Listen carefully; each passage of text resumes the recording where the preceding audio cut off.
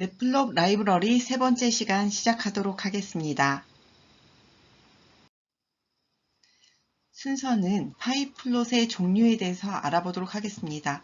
스캐터 플롯과 바플롯, 히스토그램 플롯과 파이플롯 이 네 가지 플롯에 대해서 알아보도록 하겠습니다.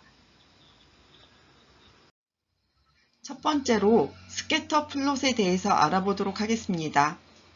여기 그 우측 그림과 같이 이렇게 점점점 포인트 형태로 우리가 이제 그려진 그 플롯을 스캐터 플롯이라고 합니다. 생성하는 방법 예제에 대해서 한번 살펴보도록 하겠습니다. X는 10 이하의 정수로 생성을 했고요. Y는 그 랜덤의 랜덤 그 인트를 통해서 100 이하의 숫자로 그 사이즈 10개를 생성해서 랜덤하게 Y 값을 생성했습니다. 위에서 이제 생성된 X와 Y 값을 가지고 plt.scatter를 통해서 이 X, Y 값을 대입해서 이 우측 그림과 같은 그 플롯이 그려진 걸 확인할 수 있습니다.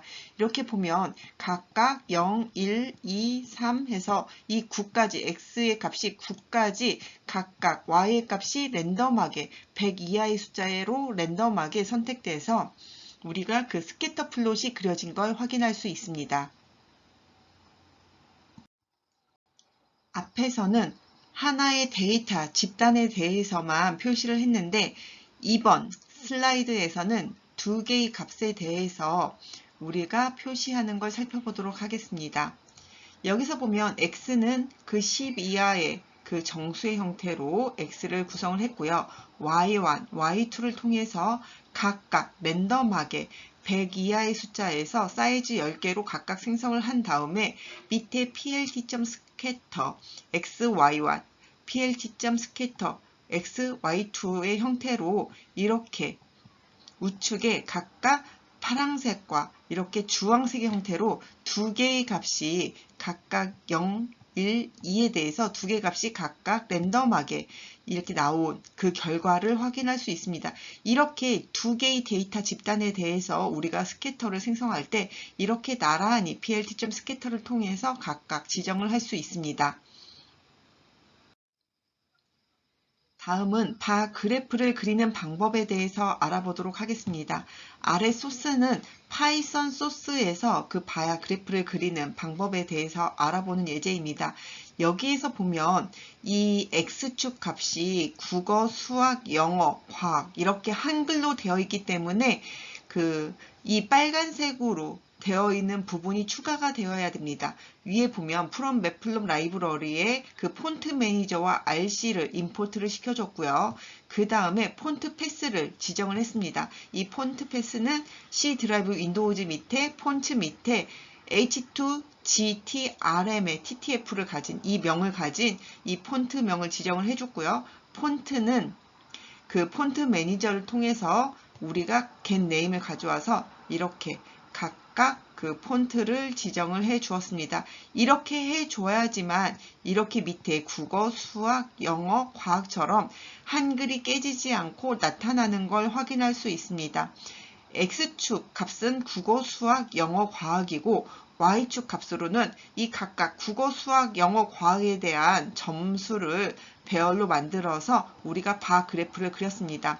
그 결과 plt.bar을 통해서 이렇게 X값과 Y값을 대입해서 이렇게 우측과 같은 바 그래프가 그려진 걸 확인할 수 있습니다. 우리가 앞에서 봤던 바 그래프를 그리는 파이썬에서 바 그래프를 그리는 방법과 콜앱에서 바 그래프를 그리는 방법은 동일합니다. 하지만 한글 깨짐을 해결하는 방안이 조금 다릅니다. 파이썬에서는 파이썬의 방법이 있고 콜앱에서는 이렇게 빨간 부분으로 처리된 방법과 같이 한글 깨짐 방법을 해결할 수 있습니다. 이렇게 그 소스를 입력한 후에 그 런타임 메뉴에 런타임 다시 시작을 통해서 우리가 그 코랩의 이 셀 부분을 다시 시작을 통해서 우리가 한글을 적용을 할 수 있습니다. 이렇게 적용하지 않을 경우 코랩에서도 이 밑에 부분의 한글 부분이 한글 깨짐으로 뭐 이렇게 네모난 이런 깨짐 그 한글 형태로 보여질 거고, 만약 이렇게 적용을 해서 런타임 다시 시작을 눌러서 다시 실행했을 경우는 이렇게 각각 국어, 수학, 영어, 과학 이렇게 한글이 각각 잘 표시되는 걸 우리가 확인할 수 있습니다. 이번 슬라이드에서는 바 그래프를 버티컬의 형태가 아닌 이 우측의 그림과 같이 호리즌탈, 그러니까 가로측 방향으로 길게 바 그래프를 생성하는 방법에 대해서 알아보도록 하겠습니다. 아까 그 버티칼로 이렇게 생성되는 바는 plt.bar를 통해서 우리가 생성을 했습니다. 하지만 여기에서는 plt.bar h를 통해서 호리즌탈 형태로 그 가로바 형태로 우리가 바 그래프를 생성하겠다고 지정을 해 주었습니다. 그리고 여기서 라인 컬러를 통해서 레드의 형태로 바 그래프를 그려주겠다고 선언을 해 주었고요. 그 결과 이렇게 우측과 같이 그 가로축 호리즌탈 형태로 바 그래프가 빨간색의 형태로 바 그래프가 그려진 걸 확인할 수 있습니다. 히스토그램은 그 해당 값의 그 빈도 분포를 보여주는 그래프입니다.